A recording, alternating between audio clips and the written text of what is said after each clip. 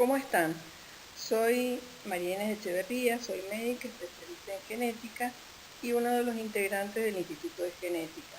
Soy además docente del curso de la célula al hombre que empieza en pocas semanas. Desde ya le agradezco al doctor Trinastic, director de este curso, que me ha convocado para hablar en relación médico-paciente sobre lo que es la construcción de la genealogía o la historia familiar.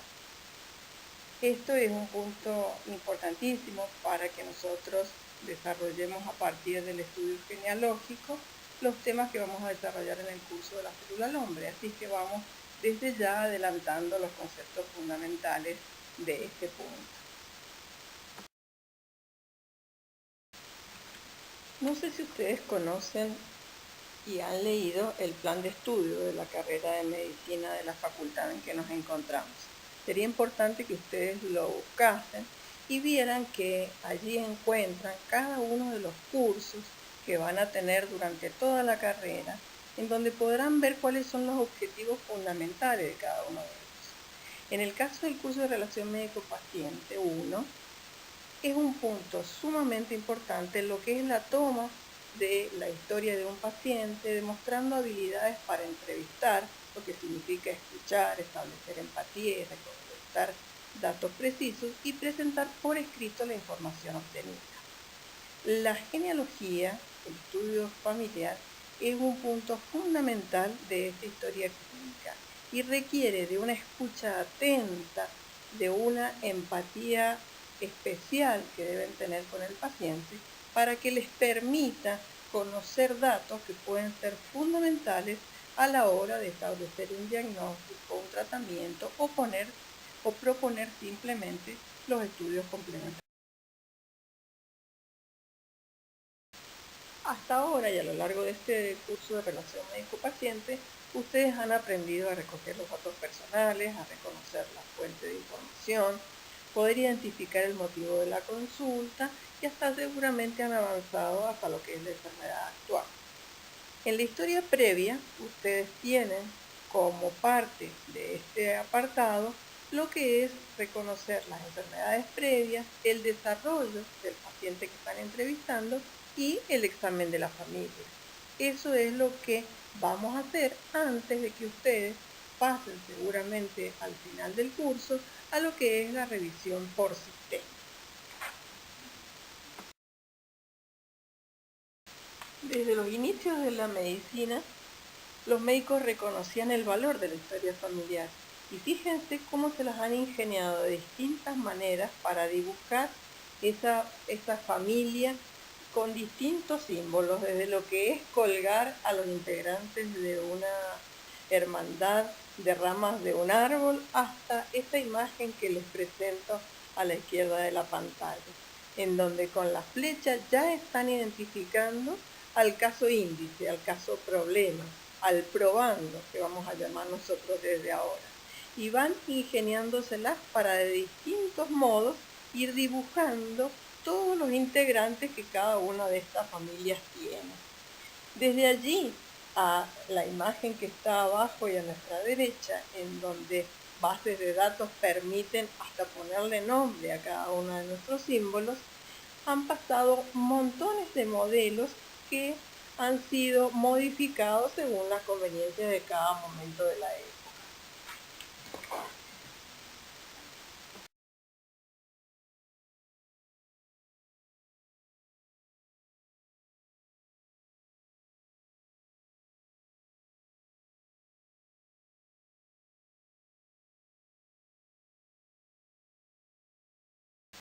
Nosotros en nuestra práctica clínica utilizamos este modelo de genealogía, un modelo sencillo en donde a través de símbolos geométricos podemos identificar y dibujar lo que el paciente nos va relatando en el consultorio sin demasiadas complicaciones y así armar la genealogía de cada una de las familias que consultan.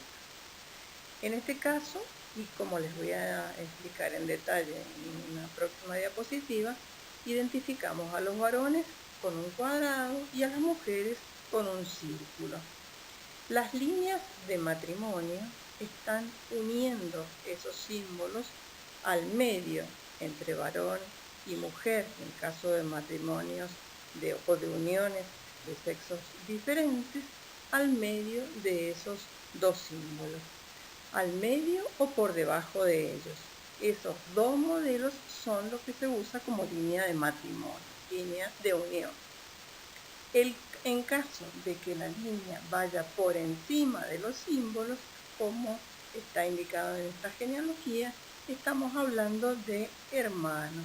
La descendencia de ese matrimonio que está dibujado en la primera línea está constituido por esa serie de hermanos que los vamos a ir dibujando en orden de edad, de mayor a menor, de izquierda a derecha, para simplificar nuestro dibujo genealógico.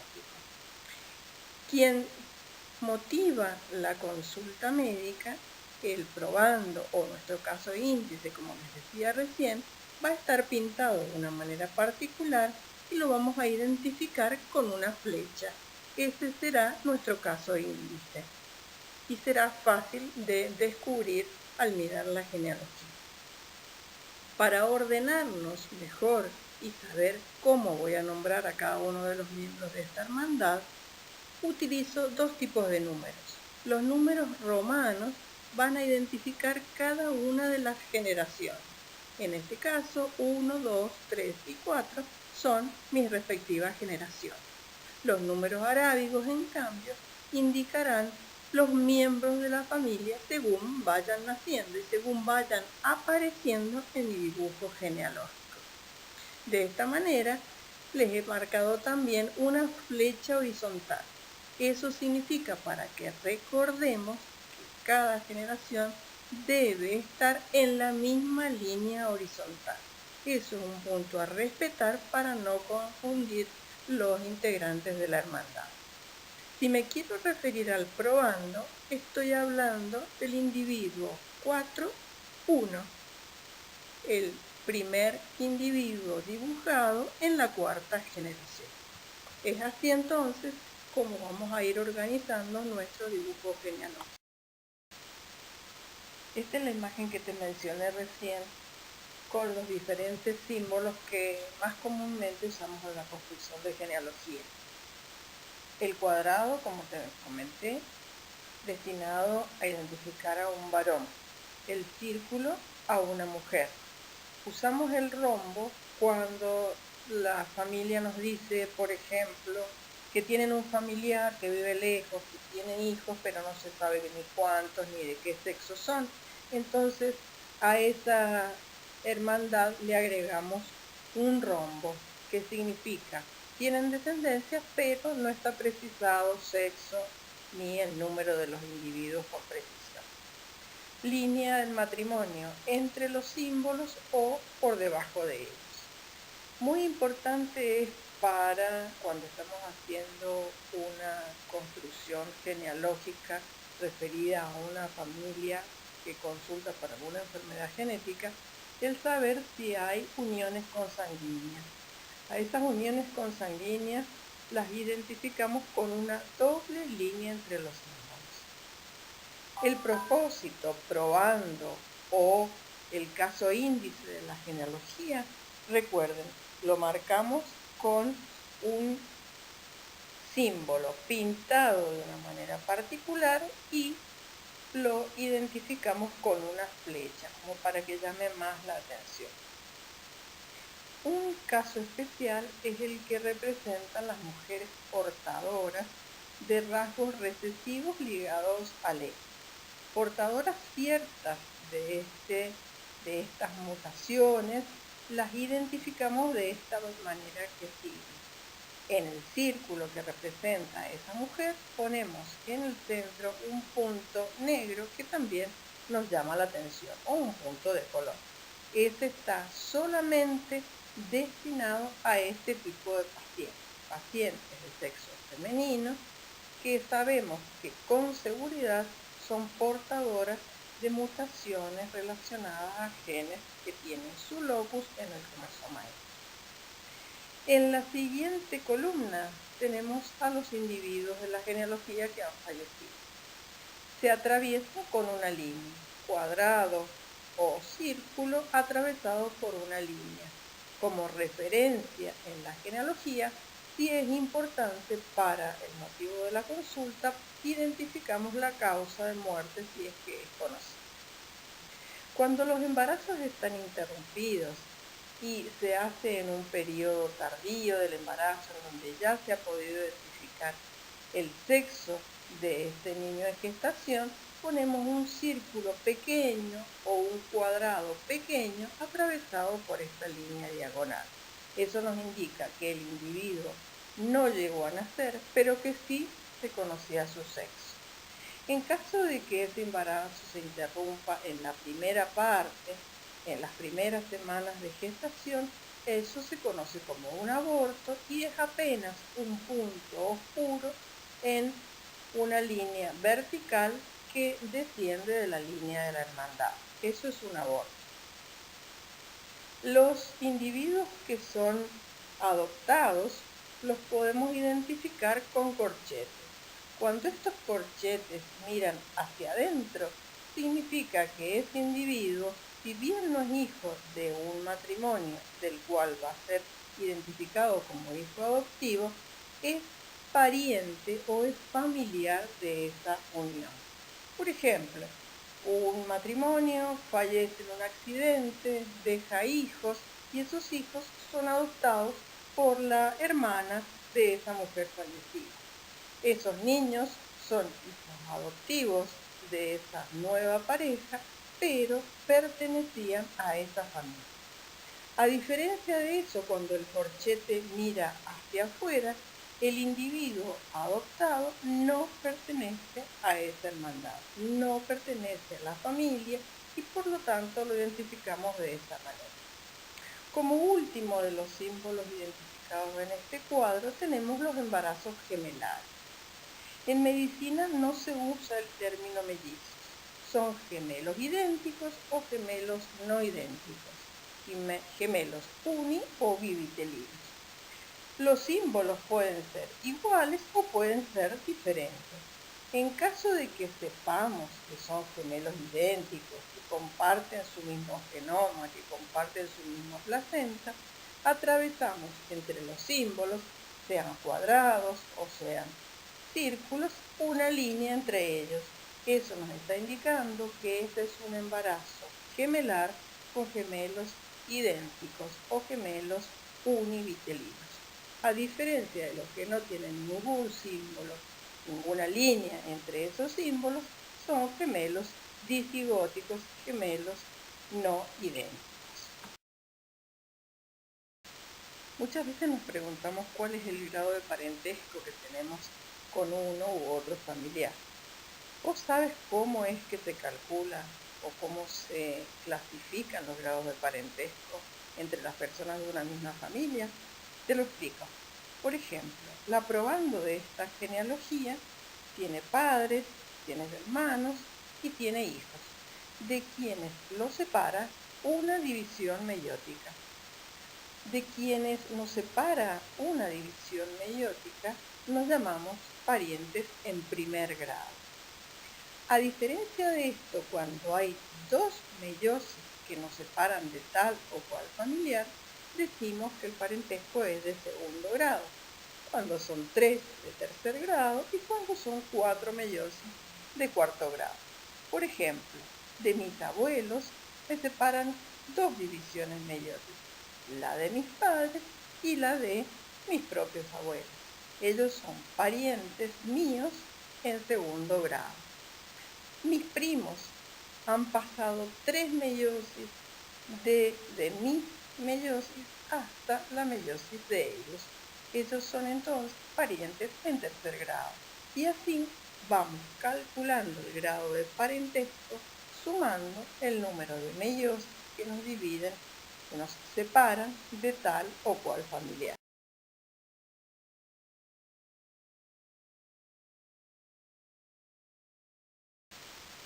Quiero mostrarte ahora algunos ejemplos de enfermedades genéticas y que veas cómo construimos la genealogía y cómo nos ayudamos con esta herramienta para llegar a diagnósticos y hacer los asesoramientos familiares.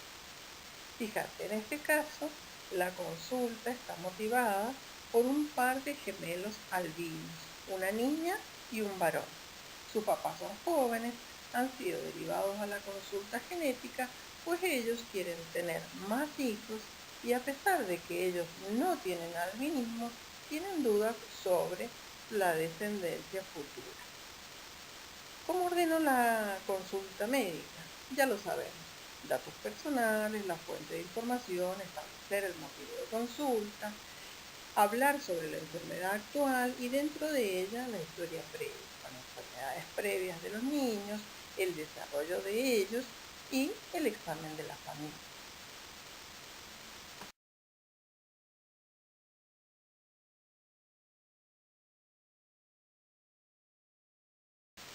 Aquí te muestro el dibujo de la genealogía de esta familia que ha consultado.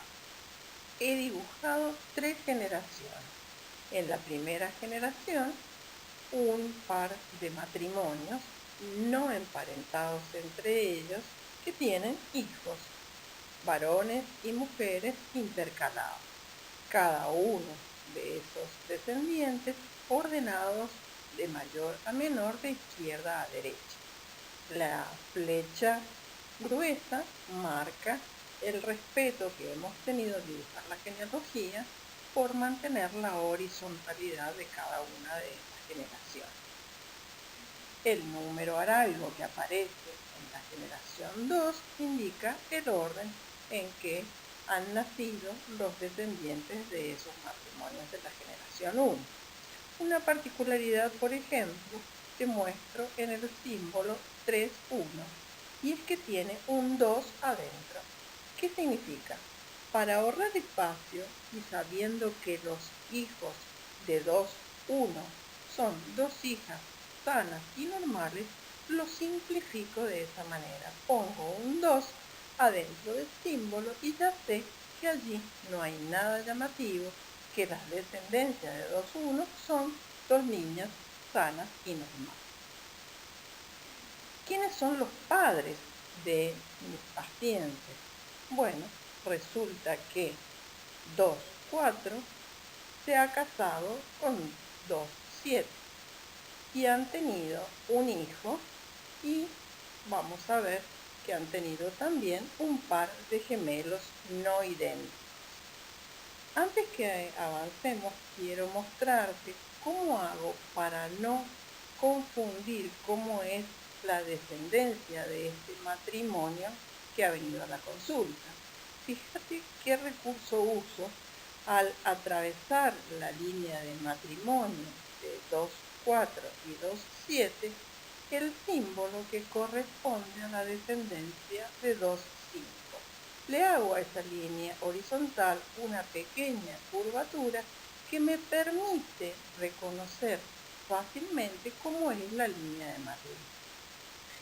Si me pregunto ahora cómo es la denominación exacta de mi par de gemelos no idénticos, voy a decir que los probandos de esta genealogía son los pacientes 3,7 y 3,8 y ellos son los que están identificados con la flecha.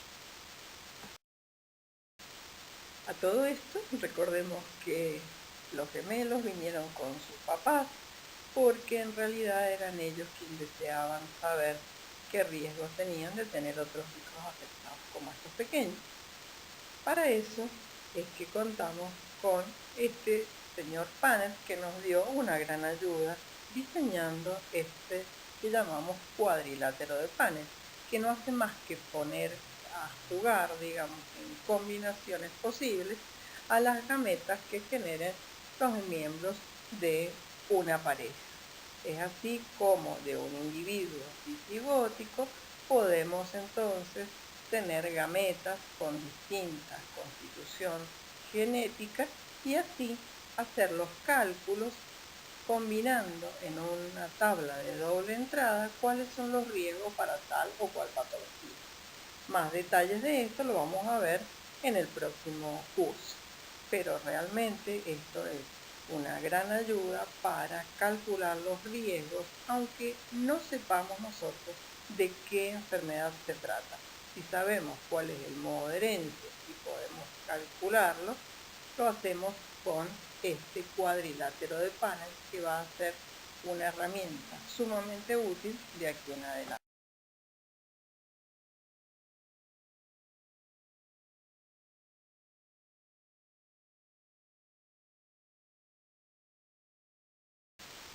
Te presento otra historia. ¿Te acuerdas de la familia Ibaceta? Esa familia que estudiaste en el curso de las moléculas a las células, que tenían un color amarillo en su piel. Bueno, si haces clic, vas a ver un pequeño resumen de lo que el caso clínico decía. Los Ibacetas son una familia que vive en las afueras de la ciudad, en un pequeño poblado, donde sus vecinos los conocen como los amarillos. Jorge e Isabel son los papás. Ellos se conocieron en el servicio de hematología del Hospital Central, a donde concurrían periódicamente para control, ya que ambos padecían la misma enfermedad. Tenían una forma de microesferocitosis familiar. Se casaron y, pese al asesoramiento que les dio el médico genetista, tuvieron 2 hijas. Una de ellas, Florencia, de 12 años, días atrás amaneció con fiebre y dolor de garganta. Isabel llamó al médico, quien diagnosticó una virosis. Fíjate, he subrayado un pequeño poblado y pese al asesoramiento que les dio el médico genetista. Sabemos que esta forma de microesferocitosis que padecía esta familia es una forma autosómica y recesiva y se debe a mutaciones en un gen que codifica para una forma de alfa-espectrina. Si construimos la genealogía, veremos que por ser una enfermedad autosómica y recesiva, ambos individuos de la primera generación, el matrimonio de Ibaceta, son individuos homocigotas para esta forma de microesferocitosis. ¿Por qué crees que el médico genetista les había advertido cierta cosa sobre la descendencia? ¿Cómo será la descendencia de un matrimonio en donde ambos son homocigotas para un mismo gen? Eso entonces lo responderás cuando veas estos signos de pregunta en el individuo 2, es decir, en la hija menor del matrimonio Ibaceta. ¿Cómo será el genotipo de esta niña? ¿Podrás responderlo?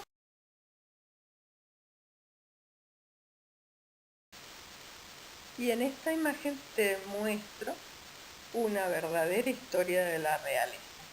Fíjate, una foto de cómo se representaba hace muchos años atrás una genealogía inmensa que correspondía a la descendencia de la reina Victoria. ¿Recuerdas qué significaba, qué te dije que significaban esos puntos negros en los círculos? Eran mujeres portadoras ciertas de mutaciones de genes cuyo locus estaba en el cromosoma X, cuyo locus está ubicado en el cromosoma X. Fíjate, en esta genealogía, la reina Victoria, cuya foto vemos aquí, es la paciente 1-1. Es la primera mutación conocida de un gen con locus en el cromosoma X que corresponde a la enfermedad denominada hemofilia. La reina Victoria era portadora heterocigota del gen que cuando estaba solito era causante de hemofilia.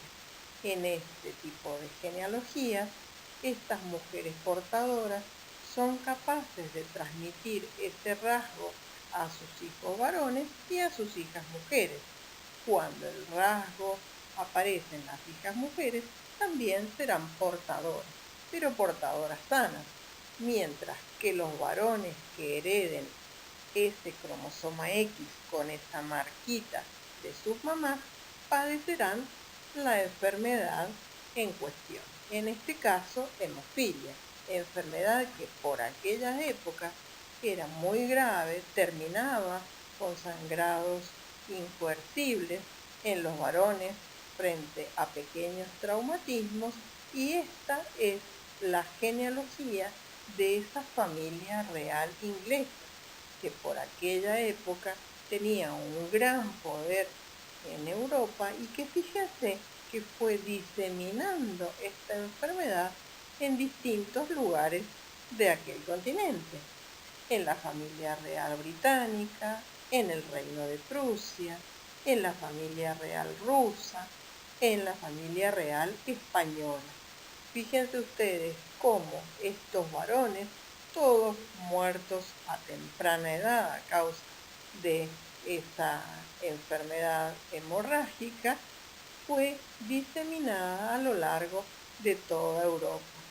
Esta entonces es una de las primeras enfermedades genéticas que se conocen afectando a la realeza y afectando quizás a la historia de la humanidad, porque estos individuos que podrían ser reyes quizás murieron a temprana edad, dejando a su descendiente en el trono de los diversos reinos que están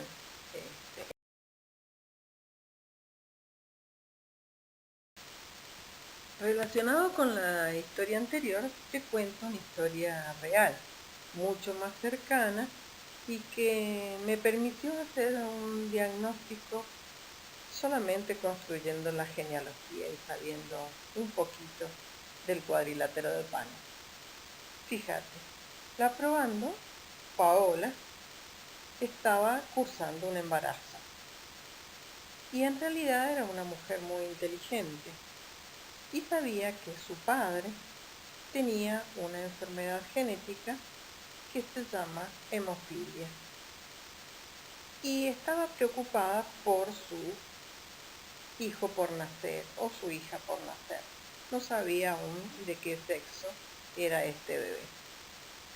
Entonces había consultado en primer término con su obstetra sobre el tema. El obstetra, que poco sabía de esta enfermedad, la derivó a un hematólogo.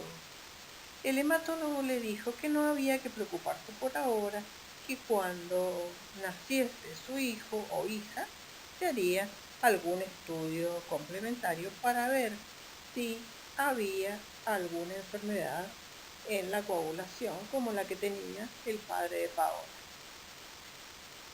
Ante esto, lo primero que hicimos fue empezar la construcción de la genealogía.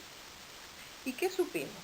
Que su padre era hemofílico, que su padre y su madre habían tenido 4 hijos, 2 varones y 2 mujeres, que la hermana mayor de Paola había tenido un hijo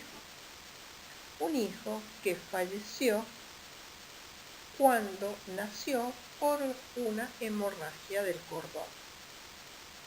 Avanzando en la construcción de la genealogía, supimos que la señora 1-2, su abuela paterna, había fallecido por una hemorragia posparto luego del nacimiento del padre de Paola. Teníamos entonces la construcción de esta genealogía. Cuando habíamos investigado, previo a la construcción de esta genealogía, los antecedentes patológicos de Paola, supimos que ella había sido operada por una apendicitis. Y luego de esa apendicectomía hubo que reintervenirla porque ella había tenido un sangrado abdominal que hubo que llevarla nuevamente al quirófano para resolver esa situación de urgencia. Pensando entonces en que esto es una familia en donde hay una patología genética que es la hemofilia, que la hemofilia es una enfermedad recesiva con locus en el cromosoma X, debemos saber que todas las hijas de un enfermo de hemofilia son portadoras ciertas de la mutación del cromosoma X, porque este hombre hemofílico, es decir, 2, 2, lo único que puede aportar a sus hijas en el par sexual es el cromosoma X con la mutación. ¿Qué podemos agregarle a este caso? Analizando la historia en conjunto, lo que podemos agregar es que el hijo de la hermana mayor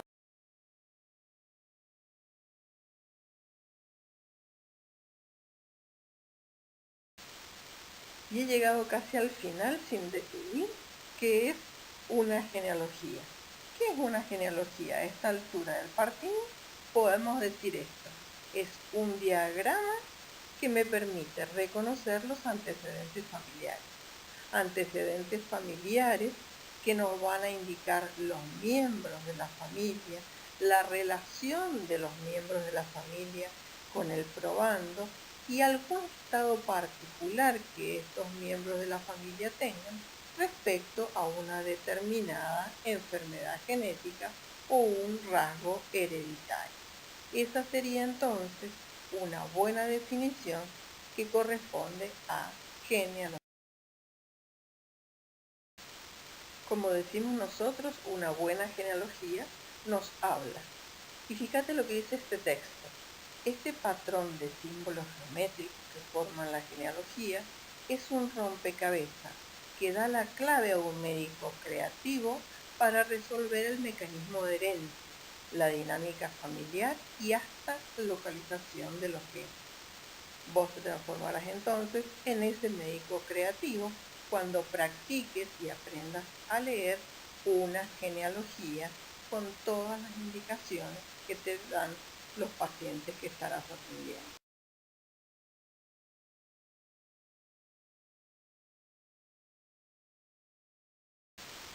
¿Y en qué vas a poner especial atención para ser ese médico creativo y ese médico astuto que aprenda a reconocer patologías adentro de una buena construcción genealógica?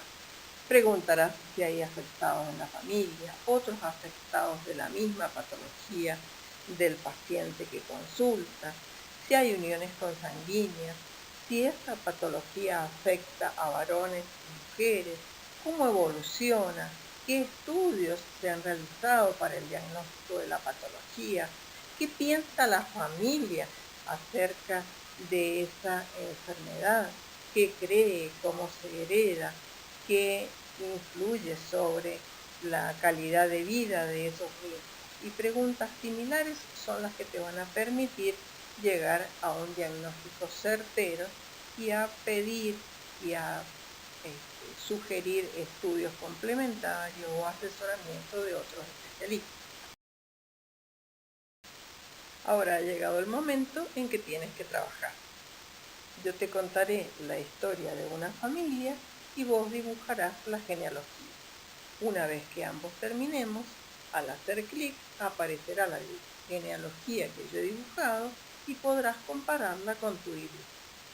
Veremos entonces si te has transformado en ese médico astuto que es capaz de descubrir rasgos a través de un buen dibujo genealógico. Empecemos entonces.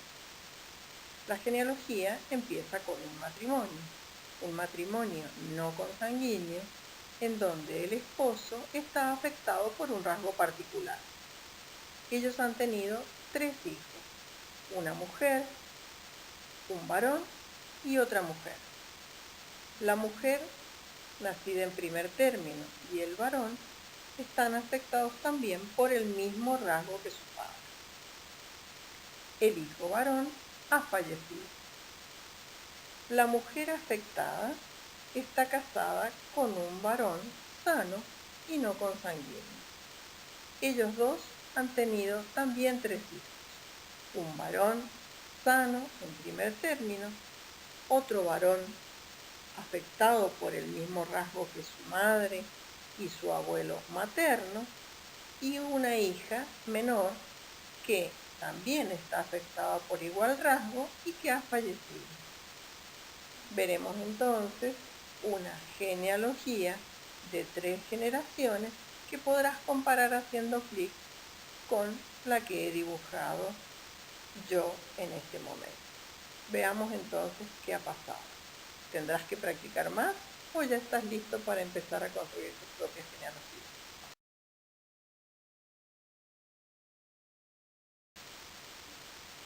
Otra pequeña tarea. Sobre la misma genealogía, elijamos a un miembro de la familia que sea nuestro probando e identifiquémoslo como hemos aprendido.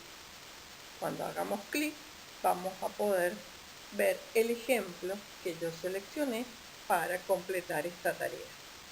Y después, una segunda parte de esta tareita sería que me dijeras qué características particulares tiene el rasgo, cómo lo describirías, cómo se hereda ese rasgo en esta familia, a quién afecta, qué generaciones toma, qué características generales tiene. También descubrirás mi opinión cuando hagas clic al terminar la tarea. Te comento entonces que esto es una pequeña muestra del tipo de situaciones que vamos a analizar en el curso de la célula al hombre, pero que la construcción de la genealogía deberías empezar a practicarla desde ahora con cada una de las situaciones que se presentan en el curso de relación médico-paciente 1. Te espero entonces en el curso de la célula al hombre y te dejo mi mail por cualquier duda que quieras consultarme o cualquier comentario que desees hacer. Te agradezco mucho que hayas participado de esta presentación y te mando un saludo.